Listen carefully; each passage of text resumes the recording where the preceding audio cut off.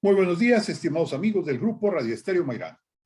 Hoy es sábado 25 de septiembre de 2021 y es un grato placer darle la más cordial bienvenida a esta mañana de historia. Gracias, muchas gracias por la oportunidad de convivir a través de esta pasión. Soy Luis Alberto Vázquez Álvarez. Tras más de 11 años de lucha armada y con muchas ilusiones en una transformación en la vida de la nación emergente, llega el momento de alcanzar la anhelada autonomía gubernativa y figurar entre las naciones soberanas del mundo. Consumación de la independencia de México. Ese es nuestro tema de hoy. Y recuerden, distinguidas damas y caballeros amantes de la historia, que para nosotros escuchar sus opiniones nos enaltece, eleva nuestra calidad humana. Por ello les invitamos a que con toda confianza nos brinden su visión del tema y nos honren con ella. Con mucho agrado damos la más cordial bienvenida a nuestro distinguido y muy apreciado invitado, Miguel García Audelo, editor y profesor egresado de la Facultad de Filosofía y Letras de la UNAM, actual coordinador del Seminario de Historia de UNAM San Antonio, Texas, en Estados Unidos. Miguel, buenos días. ¿Qué tal? Buenos días.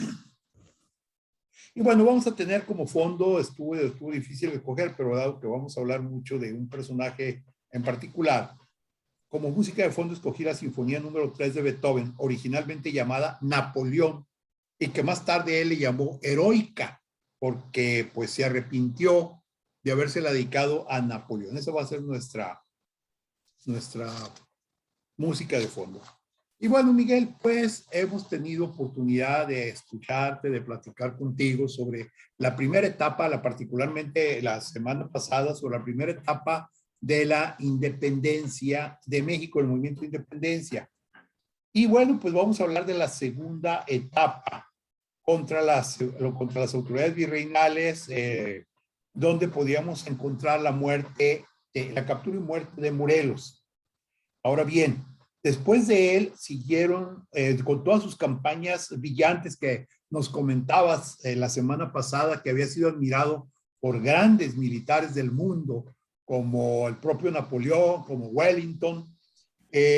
La pregunta sería, una vez que Morelos es detenido, es fusilado, tú nos mencionabas, en Ecatepec, hoy Estado de México, un 22 de diciembre de 1815, ¿qué pasó después? ¿Qué sucedió? ¿Se acabó el movimiento de independencia? ¿Continuó? ¿Se tranquilizó? ¿Qué sucedió? Muchas gracias nuevamente por invitarme, querido amigo Luis Alberto. Muy apropiada es la Sinfonía número 3, Heroica de Beethoven. ¿Quién diría que Beethoven, Napoleón, Morelos e Iturbide estarían juntos en un mismo relato, ¿verdad? Y yo creo que para conceptuar este periodo que tú acabas de presentarnos, de introducirnos, pues lo que va de diciembre de 1815 a 1820 yo creo que estaría muy bien conceptuado con el segundo movimiento, que es la marcha fúnebre de esta Sinfonía número 3 de Beethoven. Pues una vez que fallece fusilado Morelos, le sigue una época de anarquía al movimiento insurgente. La muerte de Morelos es un golpe moral muy fuerte a las fuerzas insurgentes, ¿no? Se desarticulan, son incapaces de unirse entre ellos porque ya no hay una dirección, ya no hay un líder evidente que los aglutine, que los cohesione. Esto fue especialmente difícil para el ejército que luchaba contra las fuerzas virreinales, porque, lo diré con todo respeto, pues estaba conformado por hombres, muchos hombres, miles de hombres de muy pocas luces, los cuales pues muchas veces no sabían exactamente por qué estaban peleando, ¿verdad? No conocían los sofisticados postulados políticos y filosóficos enunciados desde 1808 y materializados en el Congreso de Chilpancingo en 1813, pero sin duda alguna todos estos hombres eran hombres de mucho valor, con mucha entereza, con una voluntad gigantesca, capaces de lograr campañas brillantes y heroicas como las que había llevado a cabo José María Morelos y Pavón. En 1816 empieza otra etapa de la Guerra de Independencia, que se le conoce como resistencia, y aquí vamos a ver desfilar pocos y grandes personajes que generalmente se reducen a 4. A Vicente Guerrero, por una parte, que dominó Tierra Caliente en la zona donde estaba Morelos mismo.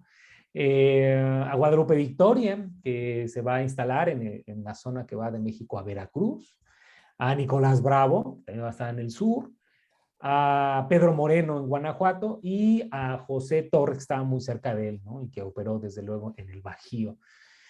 Todos estos personajes se van a distinguir por aislarse en sus comarcas y esto va a tener como natural consecuencia que sean incapaces de recibir o dar apoyos a otros insurgentes. Entonces, la guerra se desarticula y se aísla en diferentes zonas en donde llegan a capitalizar ciertos apoyos muy poquitos, ¿no?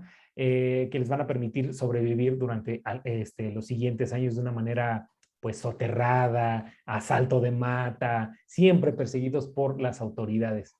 Quienes, por otro lado, pues disponían de un ejército formado, habituallado, con armas, dirigidos, con recursos, etcétera, ¿no? Y además de todo, pues ya a tiempo A que Calleja gobernaba como virrey Calleja, que dicho sea de paso también, pues estaba muy confiado en sus triunfos después de la muerte de Morelos. Y precisamente por eso, para que quedara una huella indeleble de sus actividades como militar contra la insurgencia, se distinguió por su crueldad.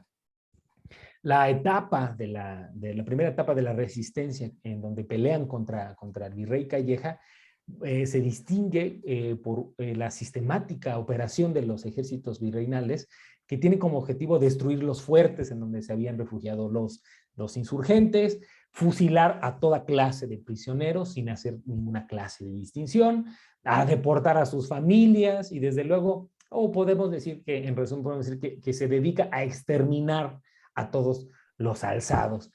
Esto también trae otra consecuencia que es que los jefes militares que están del lado del realismo, del ejército realista, pues se conviertan, ¿verdad?, en una especie como de supraautoridades que tienen que adjudicarse ciertas facultades para poder operar.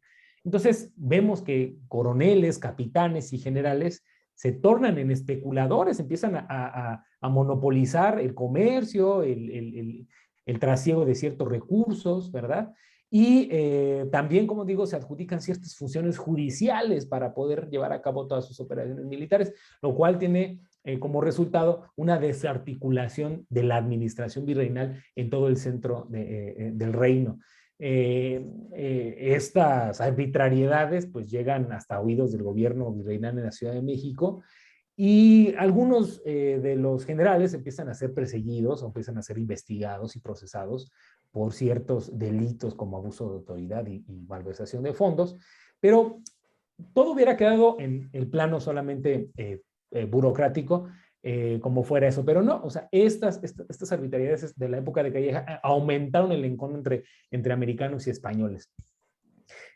Hacia septiembre de 1816, Calleja va a ser sustituido por el virrey Apodaca, que se va a distinguir por ser todo lo contrario, un virrey afable, tolerante, era muy simpático hacia el público, hacia el pueblo de la Nueva España, y decidió tomar un camino diferente al de Calleja, porque pues al heredarle una situación más o menos pacificada en términos militares, el virrey Calleja decide emprender una política de indulto, ¿no? Esto va a tener buenos resultados, aunque con desiguales consecuencias.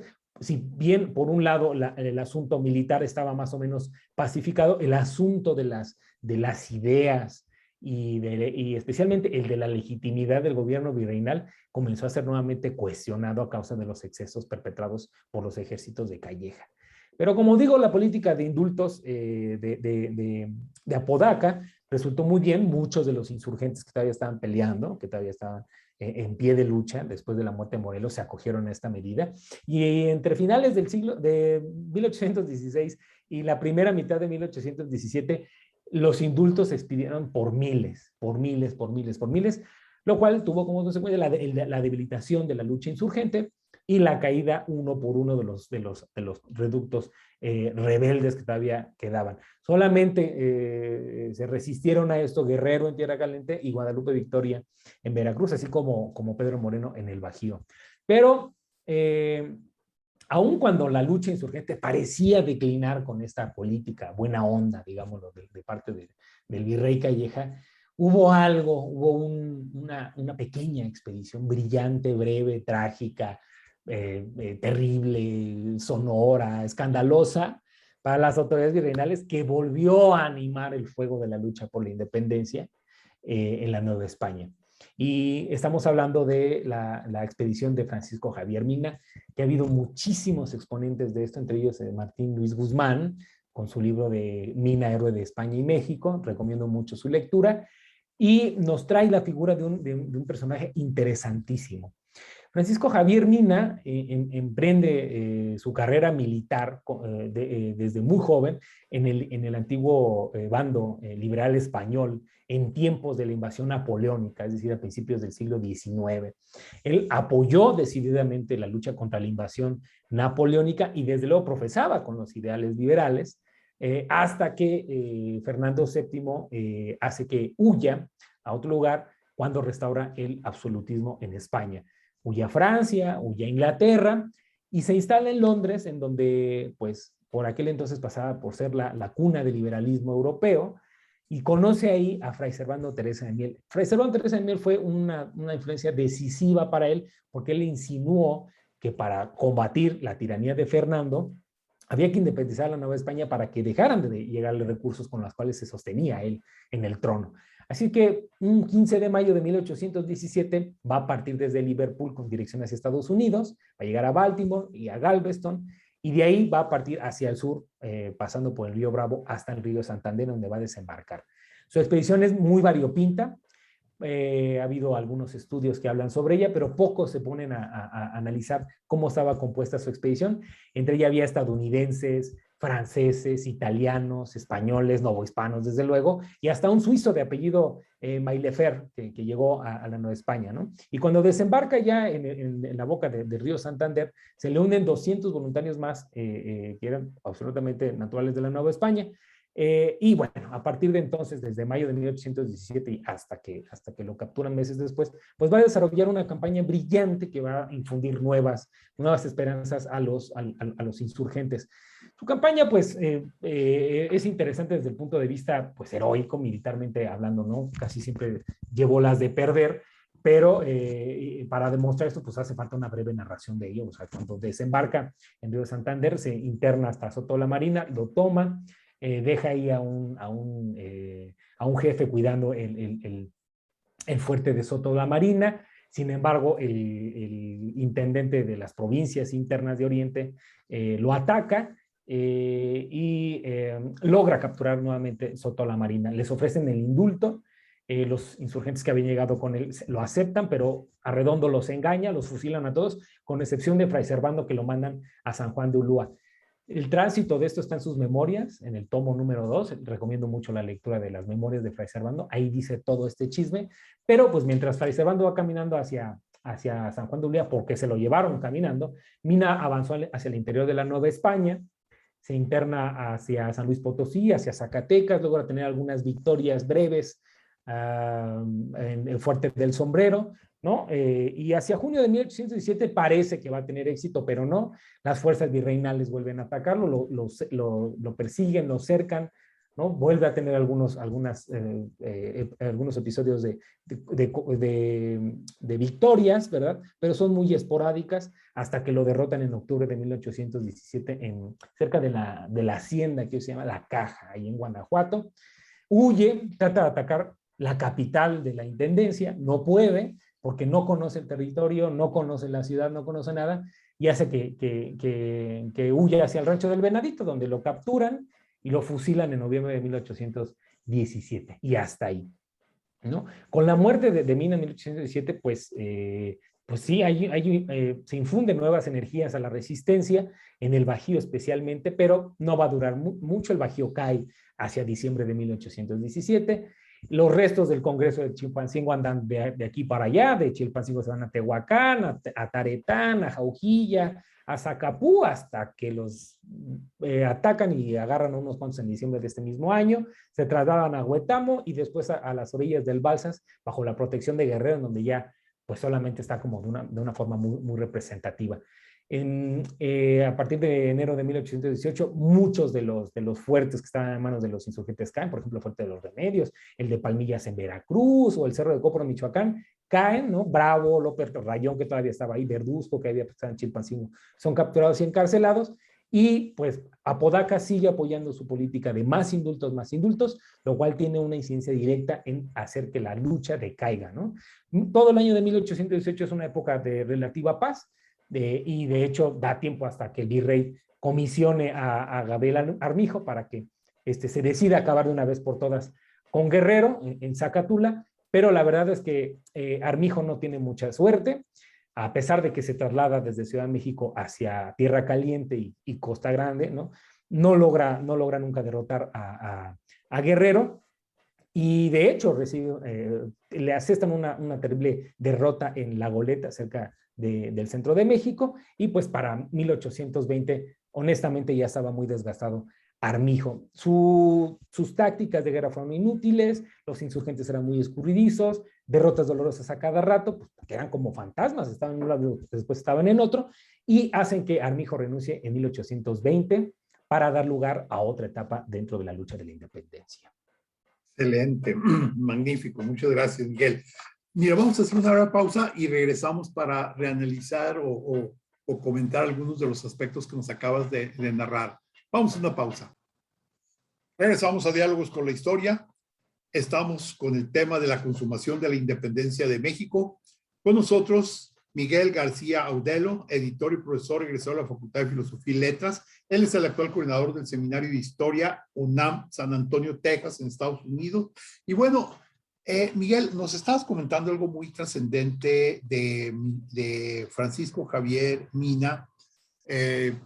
Fíjate que esa mentalidad de Mina, que estaba vigente en muchos jóvenes españoles que lucharon primero contra Napoleón y luego lucharon contra Fernando VII, lo revela él en una de sus cartas donde justifica el por qué se viene a luchar a México, invitado por Servando Teresa de Mier, donde dice que prácticamente en cualquier lugar del mundo donde se luchara contra el dictador, contra el tirano, era bueno. Y bien, nos has dejado una visión muy clara de lo que sucedía en México hacia 1820 en cuanto a los insurgentes.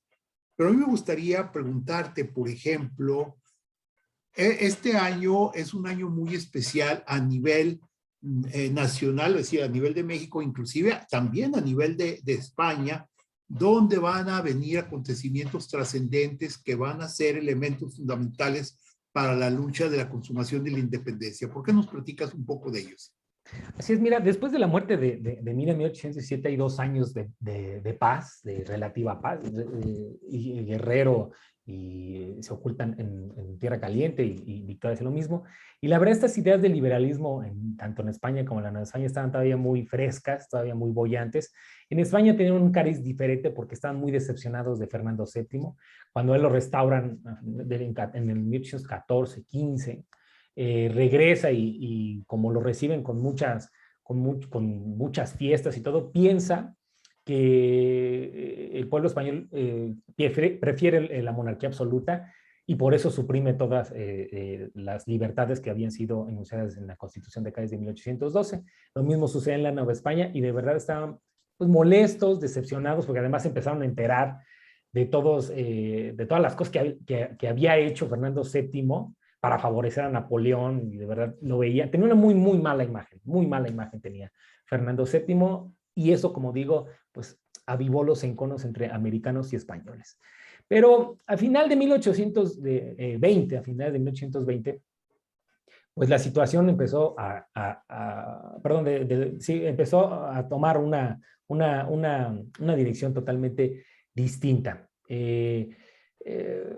La situación de Gabriel de Armijo a finales de octubre de 1819 pues la verdad es que fue un asunto en donde empezaron a revelarse componendas, ¿no? Armijo, pues lo sustituye un personaje que había sido sacado del ojo público y sobre todo se le habían quitado sus mandos militares porque había sido acusado de malversación de fondos y de abuso de autoridad. Y este personaje no fue otro sino Agustín de Iturbide. O sea, es donde, 1820 es donde es el año en que empezamos a ver la actuación de Iturbide de una manera mucho más proactiva hacia la independencia, pero no era porque la quisiera o porque quisiera hacerlo pensando en estos ideales liberales, ¿no? Democráticos. No, no, yo digo que es todo lo contrario. Pero para entenderlo, pues tenemos que saber pues, quién era Iturbide, ¿verdad? Iturbide, para empezar, era un realista vallisoletano de hueso colorado, nacido el 27 de septiembre de 1783. Había tenido una carrera militar muy buena, se había destacado en las operaciones al principio de su formación, ¿verdad? Y cuando existe el golpe de Estado en 1808, simpatiza con Gabriel de Yermo, lo cual ya es una nota interesante. Sin embargo, no estaba de acuerdo con cierta clase de violencia y participó en las conspiraciones de Valladolid que vimos hace el sábado pasado. Ahí conoció a Allende, conoció a Michelena, a Obeso, a los principales directores de la conspiración, porque estaba de acuerdo en que la Nueva España no cayera en manos de los franceses. Cuando Hidalgo se levanta, se negó a unirse a su ejército. De hecho, Hidalgo le ofrece el cargo de teniente general, rehúsa y huye a la Ciudad de México, y desde la Ciudad de México combate a Hidalgo en el Monte de las Cruces, ¿no? Venegas, de hecho, lo premia y se hizo querer por los altos dignatarios, desde el virrey hasta el ayuntamiento. O sea, empezó a ser conocido por sus acciones militares. Y de hecho, esta gran, digamos, fama, o esta fama muy positiva, hizo que lo designaran como encargado de las operaciones militares en el sur hacia 1812 y después en Guanajuato, pero en esto de entre 1812 y 15 se dedica a pacificar Guanajuato y el norte de Michoacán, y de hecho logra derrotar a Morelos. Iturbide es uno de los pocos militares, de esos que estuvieron en la independencia, que pueden contar entre sus derrotados a Morelos, pero a él, en cambio, lo derrota López Rayón tiempo después. Y de hecho, cuando lo derrota López Rayón, se le viene la idea de que, pues, la verdad, la violencia no era el mejor camino, y por primera vez en 1815 ve la idea de que la guerra debe acabar con la unión entre realistas e insurgentes, pero se le viene el proceso de malversación, ¿no? Se le acusa, Calleja le finca un proceso, sale inocente y en vez de volver a las filas militares se retira a su vida privada, ya no quiere saber nada por el momento del ejército. Sin embargo, cuando ocurre lo de Armijo, pues acepta sustituirlo en las campañas del sur, y es cuando ve la oportunidad de emprender, ¿no?, lo que se le había ocurrido en 1815, porque dicho sea de paso, en la Ciudad de México, en donde iba y venía de Valladolid a la Ciudad de México, pues se juntaba mucho en un lugar que se llama La Profesa. Pero antes de llegar ahí, quisiera comentar algo de lo que se enteran en la Ciudad de México a principios de 1820. Pues resulta que en España ocurrió una revolución a manos del capitán Rafael de Riego, que tenía un solo objetivo: restaurar la Constitución de Cádiz y limitar a la monarquía absolutista, arbitraria y terrible de Fernando VII, ¿no? Rafael de Riego logra su cometido, vuelven las antiguas garantías, ¿no? Esto causa mucha expectación en todo el imperio. En la capital rápidamente se enteran de esto. Hacia mayo de 1820 empiezan a comentarse estas noticias, y lo hacen en la casa de ejercicios del templo de la Profesa, que había sido jesuita. Las autoridades del ayuntamiento de la ciudad, los eclesiásticos y los ricos no quieren que la Constitución de Cádiz vuelva a imperar. De hecho, gestionan ante el virrey Apodaca para que siga gobernando con las antiguas leyes, no acepte ninguna clase de cambios hasta que el absolutismo sea restaurado. Y de hecho, para lograr ese cometido, ven que la única forma de hacerlo es la vía armada y mantener los brazos militares lo suficientemente fuerte como para impedir que la Constitución vuelva a jurarse en la Ciudad de México y en todo el virreinato. Así es que estos conspiradores que están reuniéndose ahí en la Profesa, pues comienzan a preguntarse, pues, ¿quién es el más apropiado? ¿Quién es un personaje conocido, respetable, con una hoja de servicios bastante buena? Y no se les ocurre otro más que Agustín de Iturbide. Y de hecho, los conspiradores de la Profesa empiezan a empujarle el nombramiento al virrey Apodaca, ¿no? Para que sustituya a Armijo, ¿no? Y pueda asegurar la supervivencia del régimen absolutista. El virrey Apodaca acepta y lo nombra encargado de esas operaciones en el sur, esta vez no ya no para derrotar a Morelos, sino para derrotar a Guerrero. Y una vez que Iturbide es nombrado comandante general del sur, pues no la ve tan fácil. Iturbide la verdad es que se las ve muy negras porque no conoce tan bien el terreno como Guerrero. Y de hecho, cuando sale en noviembre de 1820 hacia Tierra Caliente, pues va viendo que la cosa no es fácil. Pasa todo noviembre, diciembre, enero, y a finales de este mes empieza a proyectar, pues ya acabar con toda la guerra, uniéndose a Guerrero, porque como dice el antiguo adagio, pues si no puedes con el enemigo, únetele, ¿no? Y eso fue lo que pensó. Empieza a cartearse con él a finales de enero de 1821, hasta que logra tener una cita, una entrevista directamente con Guerrero, hacia el 10 de febrero de 1821. Los historiadores dicen que jamás existió ese encuentro, el encuentro de Acatempan nunca existió, mandó en cambio un enviado, y en el cual pues acuerdan, entre otras cosas, unirse, ¿no? Las fuerzas de Iturbide eran superiores, Guerrero pues la verdad estaba bastante, podía resistir por el terreno en el que estaba, más no por sus fuerzas, y pues decide unirse, pero subordinarse a Iturbide. Iturbide en cambio le hace creer al virrey que está a punto de acabar con Guerrero, le pide dinero, se lo mandan y se lo queda para armar a su nuevo ejército, que hacia el 24 de febrero de 1821 logran materializar o más bien articular todas sus propuestas en el famoso Plan de Iguala, ¿no? En el Plan de Iguala del 24 de febrero de 1821, en donde se instaura la independencia, se promulga la religión católica como única y se ofrece la unión de todo el virreinato a través del ofrecimiento del trono del nuevo imperio a Fernando o a un príncipe reinante de esta familia. ¿Cuál es el significado de esto? Bueno, es que en este plan de Iguala aparentemente todos ganaban. Las castas se elevaban a ciudadanos, los criollos podían acceder a puestos públicos, el clero conservaba sus privilegios, los militares podían tener una posibilidad de ascenso, la nobleza conservó su riqueza y bueno, la verdad es que eran intereses muy opuestos que en algún momento tenían que reventar, ¿no? Pero bueno, el plan se pone en marcha a partir de marzo de 1821. Hay una intensa hay una intensa campaña de propaganda, ¿no? Esto llega a oídos del virrey, se indigna, ¿no? Forman en la Ciudad de México una tropa improvisada para acabar con Iturbide, ¿no? Apodaca, fiel a su política, le ofrece el indulto, no tiene ningún efecto, y en marzo de 1821, pues la Ciudad de México está inundada con propaganda trigarante. Muy pronto empiezan también las adhesiones de otras partes del virreinato, ven que esto es una oportunidad oportuna para ya lograr la independencia por fin. Filisola se adhiere en Michoacán, Bustamante en Guanajuato, Negrete en la zona de la Nueva Galicia, las tropas ya trigarantes empiezan a desplazarse por el interior del virreinato, toman Guadalajara, Durango, se apersonan en San Juan del Río y en Querétaro, ¿no? Hacia finales de junio de 1821 toman Querétaro, e Iturbide ya ve muy cerca la consumación de la independencia. Se traslada a Puebla, que era un lugar muy difícil para combatir, y con ayuda de José Joaquín de Herrera, que promulga el plan en Orizaba y en Córdoba, y Santana en Veracruz, pues logra anexar toda esta zona, haciendo que solamente vayan quedando muy poquitas plazas como la Ciudad de México.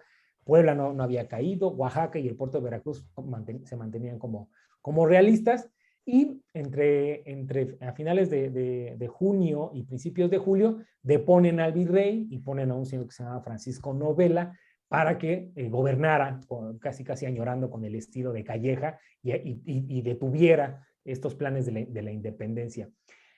Se traban algunos combates. Iturbide piensa tomar a finales de julio Veracruz, pero se entera que llegó el nuevo virrey, que por la Constitución de Cádiz había sido nombrado jefe superior político y comandante general, ya no virrey para no insultar a los americanos, y con él empieza a tramar, ¿no? El desenlace de esta última etapa de la independencia. Iturbide llega a Córdoba el 23 de agosto, lo mismo hace O'Donoghue, escoltado por Santana el mismo día por la tarde, y al día siguiente se firman los tratados de Córdoba en donde se reconoce la independencia, se da lugar al Imperio Mexicano, pero aquí hay algo muy interesante porque el imperio, en caso de no querer ser gobernado por alguien de la familia borbónica, se le ofrece la facultad de nombrar a un monarca a las cortes que han sido designadas para estos efectos. Las juntas de notables, también se crea una junta de notables en vez de un Congreso Nacional, lo cual todo en su conjunto nos da la impresión de que la independencia, ¿no? A preferir un sistema monárquico, nombrar una junta de notables, etcétera, estaba optando por el camino de la aristocracia y no por el de la democracia. O'Donoghue va a mandar copias de este tratado a Francisco Novela, y lo más interesante es que Novela, en su calidad de virrey sustituto, no, se va a negar a aceptar los tratados de Córdoba porque considera que no tiene las facultades para hacerlo, ¿no? Y bueno, el desenlace de este episodio lo voy a contar en el siguiente tramo de la historia. Ok, muy bien, muy interesante.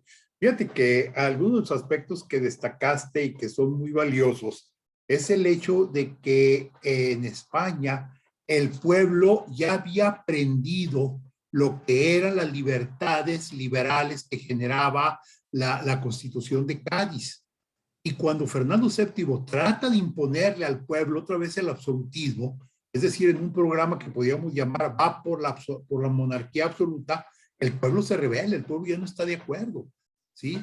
Y eso termina por suceder también en buena parte en lo que podríamos llamar la Nueva España, donde ya muchas personas pensaban que era indispensable que se aplicara la Constitución de Cádiz, ¿sí? Y bueno, pues nos quedamos ahí justo donde tú dejas el tema, que es cuando ya Agustín de Iturbide prácticamente se empieza a convertir en el amo y señor de México porque tiene el poder militar que le han permitido la suma de los otros mariscales que se han unido al Platiguala. Vamos a hacer una breve pausa y continuamos.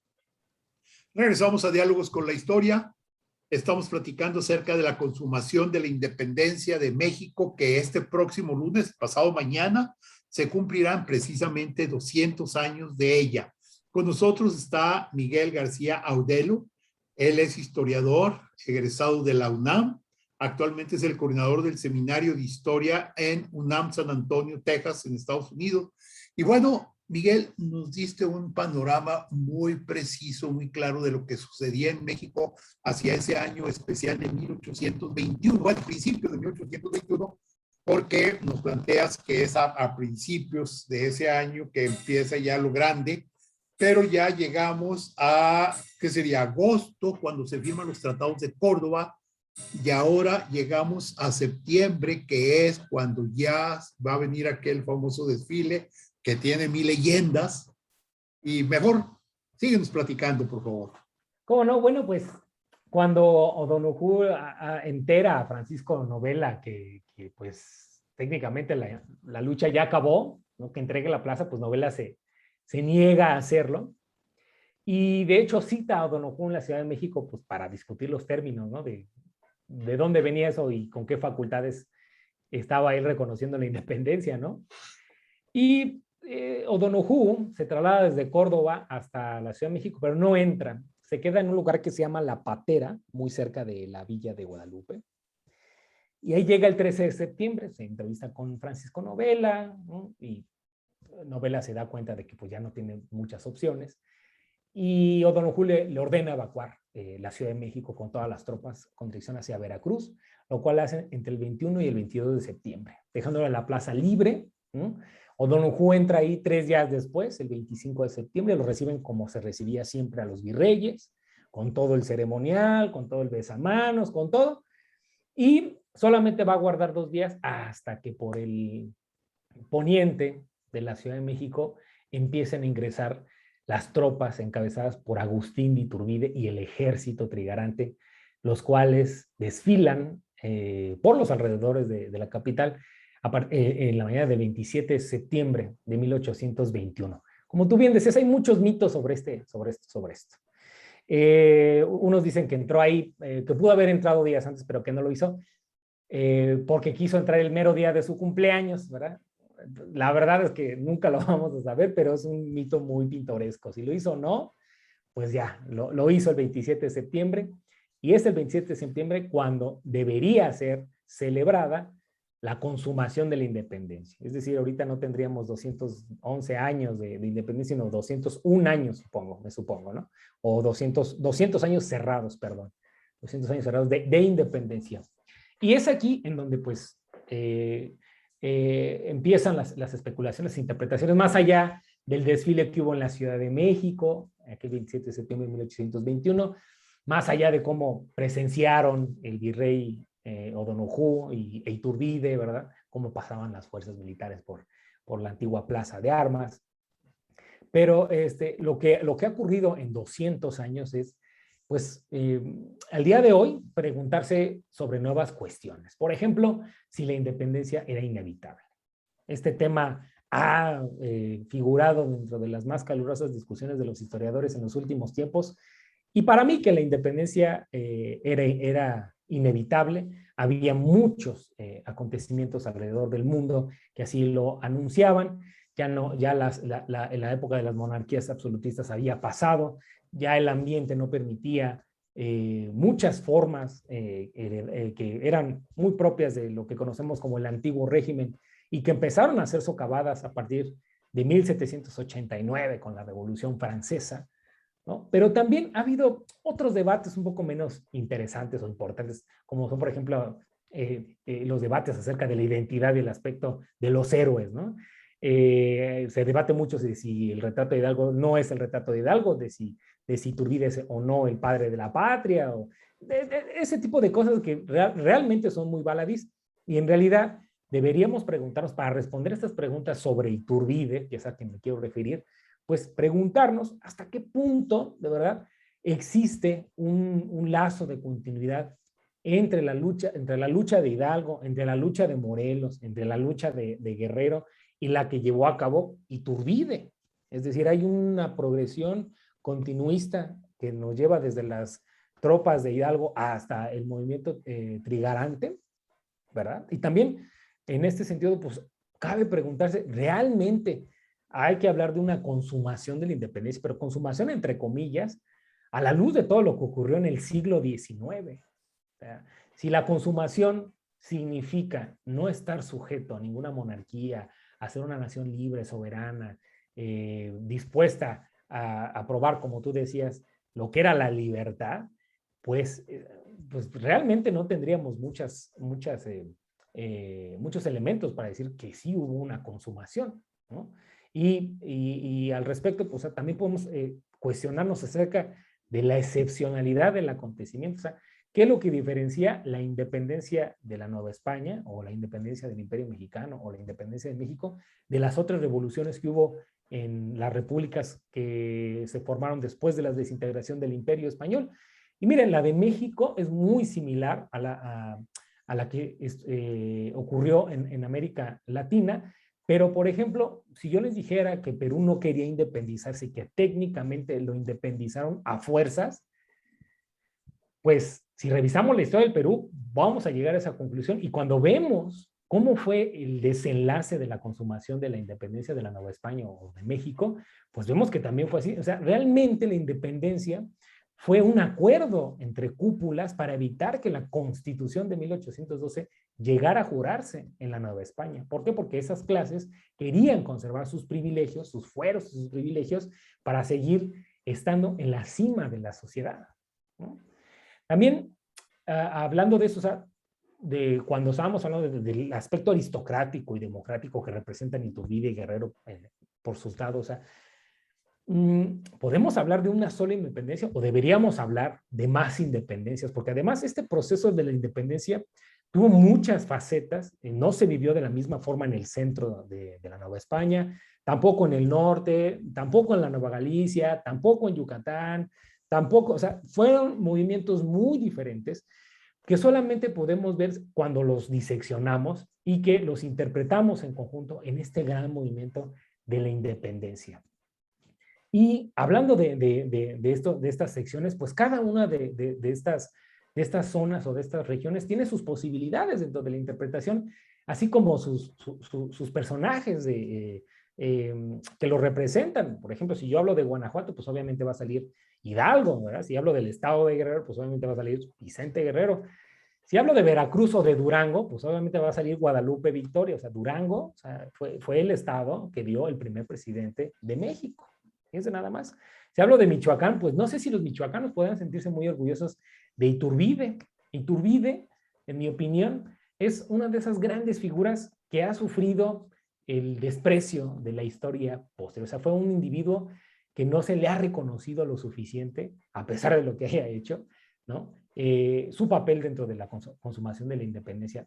Ahora mismo, fíjense nada más, ahora mismo en la Ciudad de México hay muchos carteles, hay mucha propaganda sobre las fiestas patrias que acaban de pasar, ¿no? Que acaban de pasar.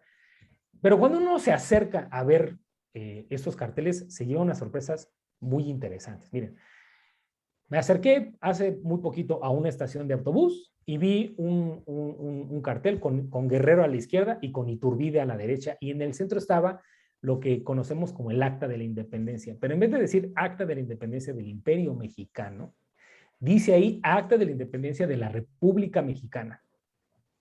Esto que podría parecer baladí es muy interesante en términos de la interpretación histórica, porque se está anulando el papel que tuvo Iturbide y desde luego el imperio como precedente de lo que sí fue una república que encabezó Guadalupe Victoria.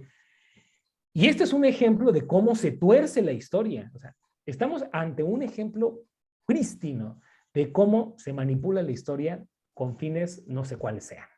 Y no me voy a meter en ese asunto, pero es un ejemplo de cómo se tuerce la historia. Y el caso de Iturbide es clarísimo. En él confluyen pues todos los odios porque no se le reconoce nada. O sea, cada vez que hablamos de la independencia, el iniciador y casi el consumador es Hidalgo y sus amigos, pero Iturbide queda relegado a la sombra de la historia casi, técnicamente como traidor. Como traidor, ¿por qué? Porque decidió coronarse emperador. Pero miren, a reserva de que nuestros amigos del siguiente sábado hagan un juicio un poco más preciso sobre él, yo diré que Iturbide, pues no es que quisiera coronarse emperador porque así Dios lo había designado, sino porque era lo único que conocían en términos de gobernanza. Era una estructura vertical, aristocrática, estamentaria, que la única salida que veía para no perderse en un mar de anarquía, desintegrarse territorialmente y poder sobrevivir unidos, la única forma, la única posibilidad que les planteaba la historia era la de la monarquía. Por eso, los planes que surgen después o antes de la consumación de la entrada a la Ciudad de México es que ofrecen la monarquía mexicana a un príncipe Borbón. No ofrecen la República Mexicana a un príncipe, no, ofrecen la monarquía porque es lo único que conocen.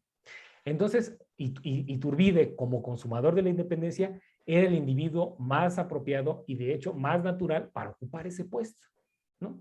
Y en fin, como digo, a reserva del juicio que hagan nuestros amigos el siguiente sábado sobre Iturbide, lo que ha quedado claro es que se le ha negado durante mucho tiempo su papel como facilitador de un proceso que yo no diría que duró 1820, 22 y 23, abrió un proceso que yo me atrevería a decir que terminó únicamente cuando Juárez logró restaurar la República en 1867. Si ustedes revisan la historia, después de Iturbide lo único que viene son cuartelazos, anarquía, desintegración nacional, invasiones, pugnas por los proyectos políticos, ya sea de repúblicas centralistas, federalistas, monarquías absolutas, constituir lo que sea. Lo único que ocurre es todo un desorden que de hecho solamente va a terminar, como digo, con la restauración de la república. Y finalmente, el comentario final a propósito de un acontecimiento como de la consumación de la independencia es preguntarnos, pues, ¿cuál es el papel que los historiadores tenemos, ¿no? Cuando más allá de desmitificar pues esas historias trilladas que le llaman oficial o que le llaman popularmente conocidas o como sea, ¿Cuál es el papel de los historiadores de esto? Y por supuesto, la importancia que tiene que historiadores como yo, pues vengan a un programa de esta naturaleza para hablar de temas que siguen causando polémica de una parte y de la otra, que invitan a la reflexión de parte de todos los que nos escuchan. Maravilloso. Coincido totalmente contigo. Fíjate que hay un aspecto que alguna vez leí, no me acuerdo de qué personaje importante de la historia mundial, que decía, México es el único país del mundo que ha fusilado al padre de la patria. Con esas palabras, así lo manejaba esta persona. Absolutamente. Y estoy totalmente de acuerdo contigo en que cuando termina o cuando se consuma la independencia de la Nueva España y se convierte en México para pasar luego a ser imperio, la situación era que había que tener un programa fuerte porque iba a pasar lo que sucedió. Les comento yo muchas veces que cuando se platica de las épocas, sobre todo los años 30, 40 de los siglos XIX, así como hoy preguntamos a cómo amaneció el dólar hoy, entonces se preguntaba, oye, ¿y quién amaneció hoy de presidente de la República? ¿Sí? Entonces, realmente es una situación muy problemática. Sí.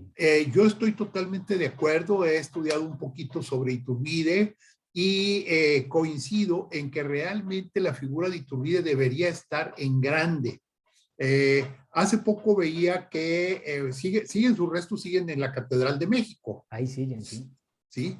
Y aquí hay un aspecto interesante. Yo creo que el único presidente de la República que le ha rendido un homenaje justo fue Anastasio Bustamante. Así es, sí.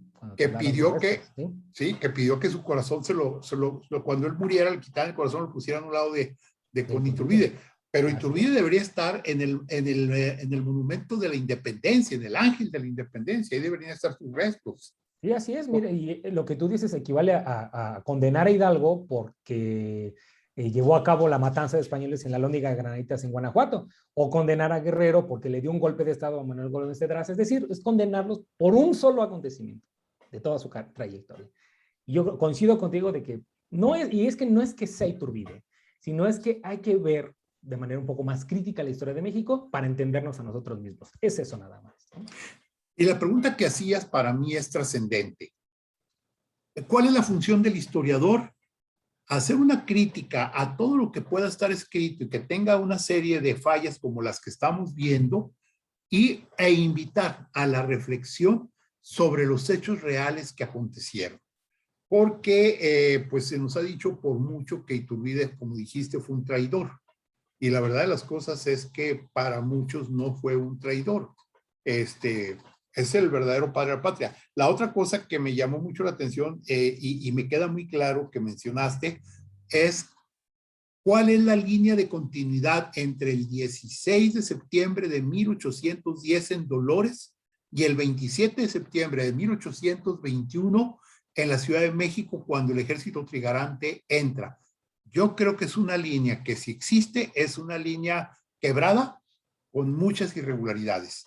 Miguel, muchísimas gracias por esto.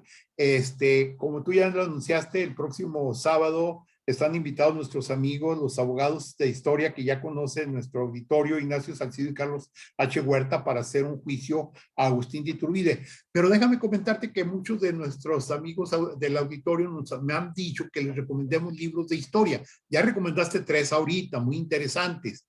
Pero me gustaría invitarte para que el sábado 9 de octubre pudiéramos tener un programa sobre historiografía de México, que nos platicaras cuáles son las grandes obras desde la época, no sé, a lo mejor arrancar desde, qué sé yo, las crónicas de los conquistadores como Bernaldez del Castillo, hasta los historiadores serios ahora, inclusive pasando por las novelas históricas, porque de alguna manera tienen importancia, e invitarte para que entonces nos platiques de ello.